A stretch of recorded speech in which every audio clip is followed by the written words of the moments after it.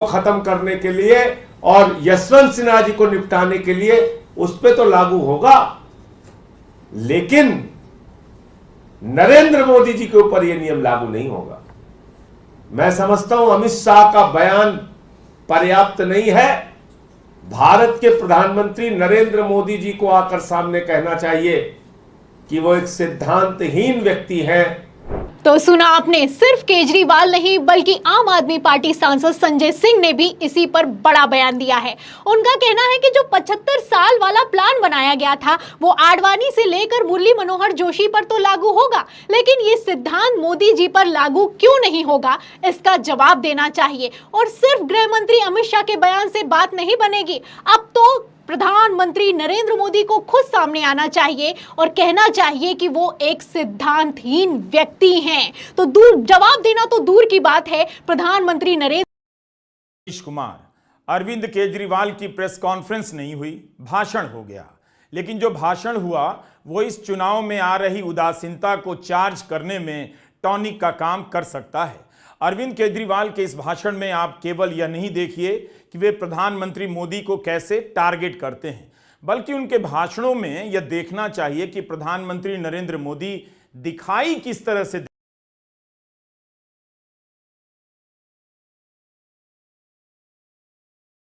तहे दिल से बहुत बहुत शुक्रिया। इतनी तपती धूप के अंदर इतनी देर से इतनी बड़ी संख्या में आप लोग मेरा इंतजार कर रहे हैं, मैं आपका तहे दिल से बहुत बहुत शुक्रिया अदा करना चाहता हूं।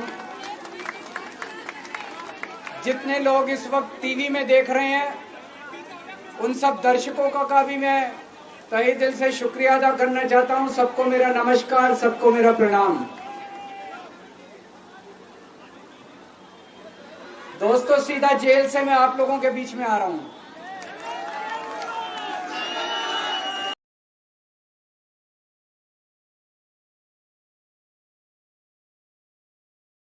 10 सीटें और 10 की 10 सीटें मोदी जी की झोली में 2019 में गई, 2014 में मोदी जी की झोली में गई। अगर केजरीवाल हरियाणा जाते हैं जहां उनकी पॉपुलैरिटी है, हरियाणा के ही रहने वाले हैं, क्या हरियाणा में केजरीवाल जाके अगर आक्रामक कैंपेन करते हैं तो हरियाणा की 10 सीटें क्या ये भी फंसी हुई है? हरियाणा का हाल दिल्ली जैसा होगा या और भी बदतर? हरियाणा का हाल बहुत बुरा है। मुख्यमंत्री भी गांव में घुस नहीं पा रहे हैं। किसान कह रहे हैं कि आपने हमारा दिल्ली का जाने का रास्ता रोका था ना। क्या बात कर रहे हैं टाइगर आप? आज तो पता नहीं, आज ब्रेकिंग पे ब्रेकिंग दे रहे। आप कह रहे हैं मुख्यमंत्री नहीं घुस पा रहा वहां पर। अरे मैं बता रहा हूँ आपको। अरे भाई दीपक भाई, मैं बता रहा हूँ, विज जैसे सीनियर आदमी जिन्होंने अपनी जिंदगी दी भाजपा को, घर बैठे हैं। अनिल विज घर बैठे हैं। दूसरी बात, किसानों को दिल्ली का जाने का रास्ता जिस हरियाणा ने रोका, किसान कह रहा है कि तुम्हारा दिल्ली का रास्ता। कुछ काम अच्छा केजरीवाल का सबसे अच्छा काम कुछ लगता हो? सारी अब तक अच्छे ही किए, बुरा क्या किया है? मोदी ने भी कैसे अच्छे किए, लेकिन आपस में तो छोटी सीट है के लिए भला कर रहा हो, वो बढ़िया बंदा। इशारा तो तुम्हारा इधर ही जा रहा है जिधर कि आप समझ लो, न्यूज वाले हो आप, तो आप कुछ भी समझ लो, लेकिन हाँ, जो पब्लिक को राहत दे, उसको काम दे, रोजगार दे। अच्छा, ये आपको क्यों लगता है कि अगर आप बोलेंगे तो उठा ले जाएंगे? 15 भाई बचपन से देखता हुआ आ रहा हूँ, मैं रोली हूँ। 15 साल से आज तक सड़क न बनी होगी हूँ। अरे स्कूल में 10 साल से तो रमेश बिधूड़ी सांसद रहे हैं, यहाँ अभी भी सांसद हैं बीजेपी के भाई उनकी। तो जी हाँ दोस्तों, आपका स्वागत करते हैं आपके अपने चैनल में। इस चैनल में आपको गोदी मीडिया के खिलाफ जो भारत में प्रोपेगेंडा गोदी मीडिया फैलाती है वो उसके बारे में आपको इस चैनल में बताया जाएगा। तो बहुत से सारे लोग मिलकर इस चैनल को सब्सक्राइब कर लो। दोस्तों, आप जानते हैं गोदी मीडिया किस तरह अपना एजेंडा सेट करती है। हर तरफ न्यूज़ चैनलों में ही, पहले भारत के न्यूज़ चैनलों में इकनॉमी और विकास की बात होती है, पर अब वो देखने को आपको पता है वो अब नहीं मिल रहा।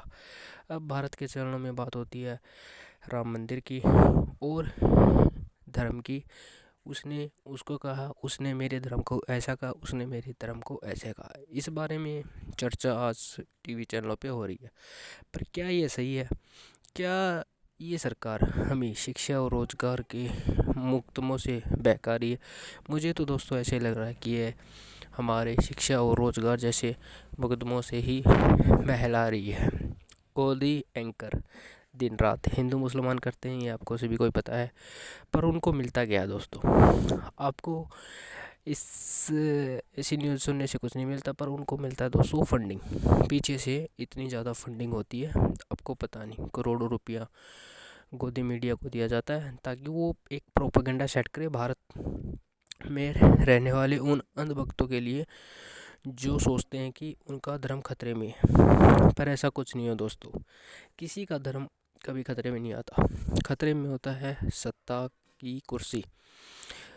जैसे कि आपको दोस्तों पता है 2014 से पहले महंगाई के बारे में, पेट्रोल भी 60 रुपये का मिलता था और एक स्प्लेंडर बाइक भी 60,000 रुपये मिलती। पर आज की डेट में दोस्तों उल्टा है, स्प्लेंडर 1,00,000 रुपये की हो गई है और तेल का भाव तो दोस्तों आपको पता ही है।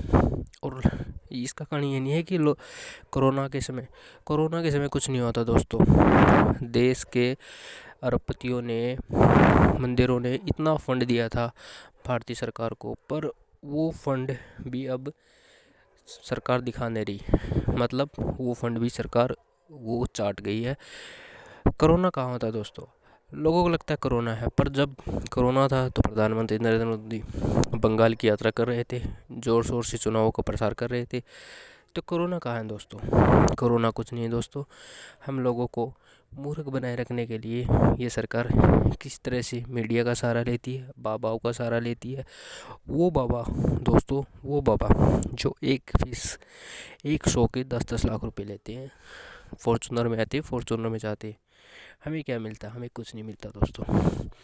राहुल गांधी के खिलाफ भी उन्होंने पहले कुछ कहा था कि राहुल गांधी पप्पू है, पर ऐसा नहीं है दोस्तों। राहुल गांधी पप्पू नहीं है, वो बंदा बहुत हाई लेवल की सोच का है और वो कहाँ से पढ़ा हुआ आपको ये बारे में पता होगा दोस्तों।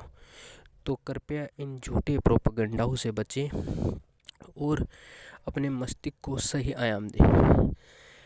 मंदिर बन रहा है दोस्तों, अच्छी बात है, पर मंदिर के साथ क्या रोज़गार की बात होगी, ये सोचने वाली बात है। सरकार के आने के बाद जातियों में इतना जहर घुल गया दोस्तों, धर्म के बारे में इतना जहर घुल गया दोस्तों, लोग एक दूसरे का मुंह नहीं देखना चाहते दोस्तों।